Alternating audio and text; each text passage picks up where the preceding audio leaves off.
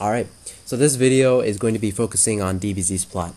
A lot of people have watched the series when they were younger, and because they've done that, they don't give enough credence to what happened in the series, and two, they don't think they're really good plot twists. And they just severely underrate the plot of this series, and it's sort of like a crime because people just say it without giving concrete examples. And I don't usually get mad at certain things, but when I ask certain people like why they felt the plot of DBZ was bad, they don't usually give the best examples. And I'm here to show you, whoever the viewer is, that DBZ did in fact have a pretty good plot. Now to me, I'm going to be using YuYu Hakusho's plot as a barometer for the series just to show you how good it is. And there are two reasons for this. One, YuYu Hakusho is my second favorite series ever, both as an anime and as a manga. It's behind Dragon Ball in both categories, but it's still my second favorite series ever, and I really love it a lot. So yeah, that'd be my first reason. My second reason was because in my Hakusho stream, which I did a couple days ago, I was talking with Starkweather. Well, not just Starkweather, but Starkweather and Jason Todd and Studio Pierrot and Marcellus and Dual Kill Anime and I think a couple of others about DBZ versus YuYu Hakusho. That was the last topic that I did, and I was doing comparisons. I was making cases for both series, why you could say one was better than the other. But for me personally, and one of the reasons why I said you can consider DBZ better than Hakusho is because of the plot. For me personally, I've always put DBZ as a moderately better than YuYu Hakusho, and with the plot being one of the primary reasons. Okay, so that's why I'm using Hakusho as a sort of a barometer.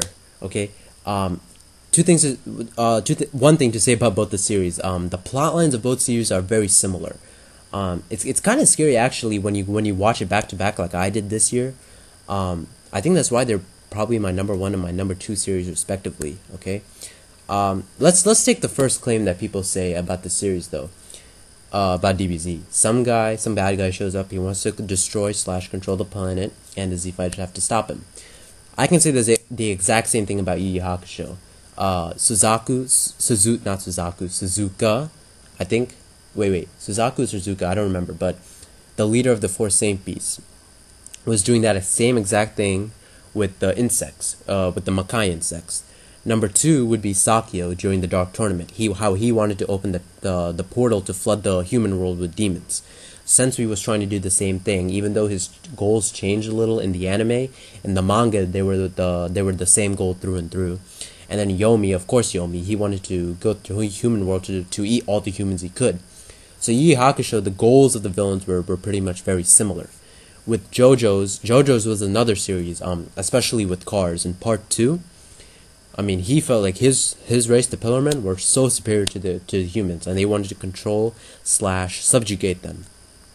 Okay, Naruto and One Piece with Pain from Naruto, he wanted to unite the lands. With Obito, he wants to destroy it/control it/rob it of its free will. With One Piece, with the Marines and Blackbeard, they want to control the seas. So the basic plotline of all these series are very similar, and that's something that I think is very important for this video, because if you guys don't realize that, then you guys it's probably best that you guys don't watch the rest of this video. Okay. And now to parallel with Hakusho, Goku dying twice is very similar to how Yusuke died twice in the series, because Goku died at the beginning of Z, similarly to how Yusuke died at the start of YuYu Hakusho. I don't know why it took me so long to say that, but Yusuke died at the start, and so did Goku from the Z portion. With their second deaths, they both died at relatively the same time. The timing of both their second deaths were very similar, and what I mean by that is they both died towards the end of their penultimate arcs. Okay. And they both came back, and this isn't a character analysis vid or similarity vid, but they both came back with long hair forms. I always thought that was pretty interesting how similar that was, because I already find Goku and Yusuke to be similar characters, and I'll explain it in a different vid. But the fact that they died at those points in the series added incredible amounts of, well, not incredible amounts, it was good for their plots. I'm just going to say that. It was really good for their plots, because the fact that they died at the start, especially in Goku's case, because for Goku, you had Dragon Ball Part 1, right? You had Dragon Ball, and then you got to Z, and the fact that he died at the very start of Z was incredible, right? And that's unlike Yu Yu Hakusho, because Yu Yu Hakusho, when Yusuke died, Yusuke dying acted more of like as a hook into the series rather than a plot development. And even, I mean, Yusuke's second death was more of a plot development, similar to how Goku's was. But in Goku's case, let's think about this. In the same arc, the Androids arc, which is probably the best arc when it comes to plot purposes, he had taken preemptive measures not to die, and he ended up dying anyway. That was incredibly good for the plot, for the series. And the fact that he decided not to come back at the end, then the fact that your main character was pretty much gone at that point, that does wonders for your plot. Okay? And now before I get to the Androids arc, I want to talk about the intro to the Saiyan saga, okay? Let's think about it like this. Goku is a Saiyan, okay? Goku is a Saiyan. He was revealed to be a Saiyan at the start of the saga. Now, if you guys had read or watched Dragon Ball first, you'd see that you had thought of him entirely as a human. For him to be an alien, you see his brother Raditz, and the third thing is that he has to team up with Piccolo to take down Raditz, who is his arch enemy at the time, the main villain. It's like Luffy teaming up with Blackbeard, or Yusuke teaming up with Toguro or Sensui, or Jotaro teaming up with Dio, or Kenshiro teaming up with Kaio or Rao, or Yo Asakura teaming up with Tao. You know, some of those situations which I just listed happen, but the fact that it happened with Goku and Piccolo, those three things, and the fact that Goku died, incredible start. It's easily one of the best starts to an arc that I've ever watched or read in a series ever. Those four things. And then later we go into the Saiyan arc. Nappa killing everyone. I mean, even if you didn't care about Yamcha and Chaozu, and let me say this right here, Yamcha is much better in the manga than he is in the anime. You'll like him a lot more if you guys read the manga.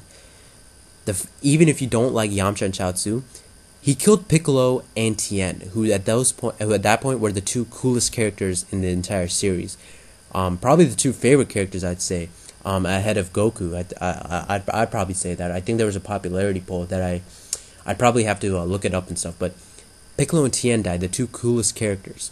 And the fact that Piccolo died meant no Dragon Ball. So none of those characters that you had grown up with since Goku was a kid weren't coming back.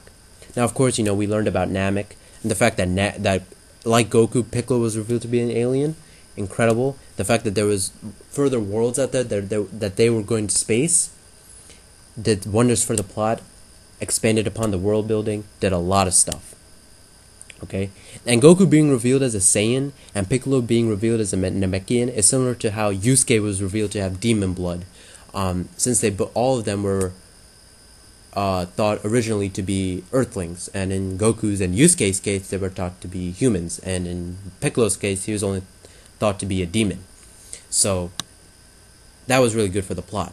Okay, now I'm going to skip over the Namek arc real quick and go to the Androids arc. Androids arc is the best arc in the series if you're talking about plot. Specifically plot, it is probably the best arc in the series. And one of the things that highlights this is basically the main character, Goku, and the two main characters, Goku and Gohan, for the entire middle section of the arc, they are non-existent. Literally. Besides Goku beating 19, Goku not beating 19, losing to 19, should I say. Before Goku lost to 19, after Goku lost to 19, the only other thing he did was fight Cell. There were only other things that he did in the entire middle portion of the arc.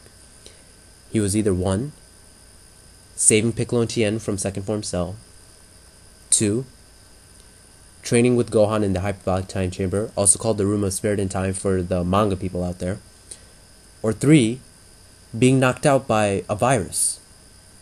He literally pretty much didn't do anything for the entire middle portion of the arc. The entire middle portion of the arc was being carried by Piccolo, by Vegeta, and by Trunks, with healthy portions of Krillin and Tien in there. Just think about that for a second. Your two main characters aren't carrying one of the best arcs in the series. That just tells you how good the plot of the series is. Or if not the series, at least the plot of that arc was. And then, oh my god. My two favorite, probably, plot moments in the entire series. Trunks' reveal. Future Trunks' reveal is the best introduction to a character that I've ever seen in any manga/anime. I mean, listen, Kizaru's from One Piece was cool. He came in a cannonball, killed all the 3 supernovas. That was awesome. But Trunks, let's think about this for a second. He was a Saiyan. There were only 5 Saiyans who we had learned of at the point. Or actually, no, 7. We learned of Goku, Raditz, Nappa, Vegeta, Gohan, Bardock, and King Vegeta. 4 of them were dead in Raditz, Nappa, Bardock, and King Vegeta. Those 4 were dead, which means the only 3 left alive were Goku, Vegeta, and Gohan. The fact that Future Trunks was one of these and he had been unaccounted for was very interesting. Made the plot more interesting. The fact that he was a Super Saiyan. He was only the 2nd Super Saiyan revealed in the entire series.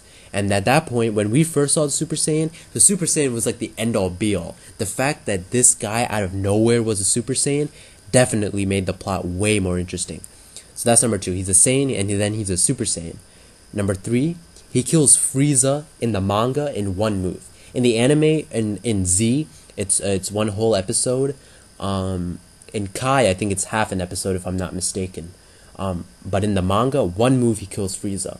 And let's look at Frieza over here for a second. Frieza, one, had been the most popular and one of the best villains ever to be revealed. At the point Dragon Ball was being serialized in Weekly Shonen Jump. He was highly being talked about. He was already being regarded as one of the greatest villains ever, which he is. He's very basic in nature, but he is. He was the hottest name in terms of villainy in the entire industry. He had survived Namek's explosion. All of this, and he had come with King Cold, who was said to be of similar power level. And Goku wasn't there. That's the thing, Goku was not on Earth. The Z Fighters would have been screwed if it weren't for Trunks. For Trunks just to come out of nowhere and kill both King Cold and Frieza in one move, and incredible, easily incredible. And not only that, there are 2 other things that I didn't note. Of all the people that he's related to, it's Vegeta. Vegeta, that arrogant, loud-mouthed bastard, really? Now, of course, let me just say, Vegeta is my 2nd favorite character in the series, and he really only gets good, in my opinion, in the Buu Saga, but that's an entirely different video for me to make. But he was Vegeta's son, and he was a Super Saiyan before Vegeta, and then, not only that, he lays out the entire plot for the rest of the arc. Too incredible. And then, then you have Cell's reveal. Cell's reveal was so great because this was where a major subplot was revealed in the story. Because on one hand, you had the androids. You had 16, 17, 18 to worry about. And then the fact that they were trying to go for Goku, but Goku was knocked out in a coma. And Piccolo was really, close it all the way. Piccolo was really the only one that had any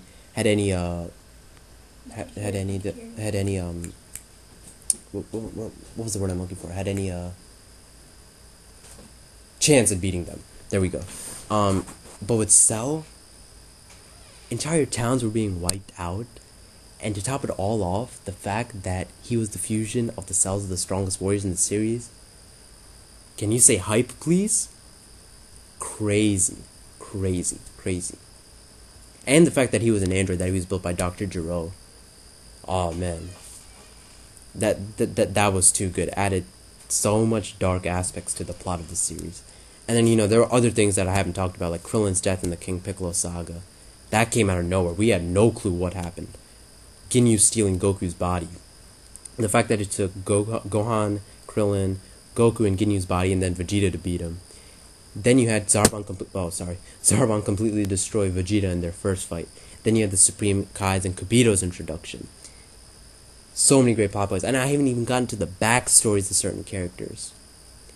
The entire King Piccolo, Master Roshi, Mutaito, Master Shen. Oh man, like Master Roshi. If you saw that flashback, that was on some Netero shit. Like he was meditating like inside the cave, just like this. The fact that Mutaito lost and then went away, and Master Roshi and Shen had a split up, and then they all three of them come back to fight King Piccolo and eventually beat him at Mutaito's life, of course. But the fight itself being like when Urza in Fairy Tail, when she killed all those demons, or when Guts, when he was killing all those demons in Berserk, like in the war, like it was like on that level in terms of violence, in terms of gore, in terms of epicness, in terms of like all the people that he had beaten. Then you have the whole Saiyan and Frieza feud, the Bardock special. Dude, there's no one in Hakusho, there's no one, I would even say, in JoJo's that has that much exposition or that much backstory put into their character as much as Frieza did in that special. Then you have Future Trunks, but oh dude, just stop. The fact that everyone was dead, an alternate timeline, the fact that the story branches off. Oh man, too great.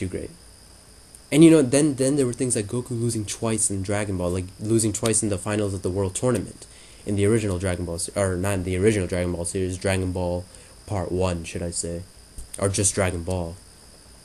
I mean, Gon went through something similar when he lost to what's his name? Knuckle and Killua lost his shoot. Yusuke did the same thing when he lost to Yomi in the Demon World Tournament. Luffy and the Straw Hat Crew went through the same thing when they lost to Kuma and Sentomaru and Kizaru. Did wonders for the plot. And then Goku and Frieza surviving Namek's explosion. And then, I mean, I know I've already said this, but the fact that Frieza came to Earth with someone just as strong as him, hype, just so much freaking hype, you know. And as much as I have lauded DBZ's plot, let's face it, there are plot holes, and I'll list some of them out for you. Cell's nucleus being inside his head when Goku before had used the instant transmission Kamehameha to blow it off. The Kid Buu / Evil Buu discrepancy, like how they were both like sort of like the evil sides of Majin Buu, but they were never really connected. The fact that King Cold and Buhan, even though they were hyped up to be really strong, were sort of pretty much fodderized by stronger opponents. Supreme Kai being able to read minds, especially he read Vegeta's mind, and then not reading Yamu's and Spopovich's mind to find Babdi's spaceship. And instead he gives them Gohan Super Saiyan 2 energy you remember he intentionally holds them in place, and damn, I'm skinny, but intentionally holding him in place so that they can steal his energy and feed it to Buu. Supreme Kai magically knowing that Buu could absorb people, especially with the Kais, and not telling the Z Fighters about it, being so shocked when Gotenks and Gohan are absorbed, and Vegito sort of absorbed, but. And then things like Goku's death, how he could have used instant transmission back to Earth because he was a Super Saiyan at the time. And that's only like really if you watch the anime, because in the manga the timing was a little more tighter, a little more quicker, so there's that. But just comparing some of these plot holes and plot twists of what happens in Hakusho, which has been pretty much by people that I've seen being lauded as a good story, to me DBZ's plot twist just completely stomp. And in terms of plot twists, DBZ's plot twists stomp Hakusho's. Hakusho does have less plot holes, but if you guys haven't seen my whole thing with the chapter Black and all the plot holes that I found within it, I mean, you guys can go check that out. Just comparing that to some of the plot holes that I just listed, not even close. So yeah, I think I've pretty and you know, even things. Oh, before I get to what I was about to say, even things like Kurama killing Amanuma, you know, hard decisions that just made the plot that much more richer. I can say things like Goku stopping Gohan from saving Piccolo when they were fighting First Form Cell in a fight that would have very well cost Piccolo his life, but Goku still went along with it anyway. The fact that Goku, he was ready to kill the Supreme Kai, something that shocked Majin Vegeta. The fact that Goku saved Mr. Dende and Satan over his own sons, Piccolo and Trunks, all made the plot richer. Because they were all like very tough decisions to make. all added. I know it's not a character. This is not something to do with characters, but specifically Goku's character. But it did add ethical complexity to his character, and it did sort of make the plot just that much more better. So yeah, I mean, I've pretty much proven that. I mean, I think I've proven that just how good DBZ's plot is in comparison to Hakusho. Like I said, Hakusho still had a great plot. It was still a very good plot. I'm not even saying it's a bad plot, but to me, one of the reasons why I always felt DBZ. I mean, like I said, Hakusho was just for this particular situation. It was just being used as a barometer, just to show how good DBZ's plot was, and just to show how moderately better it was. Yeah, I think I've proven what I needed to. So yeah.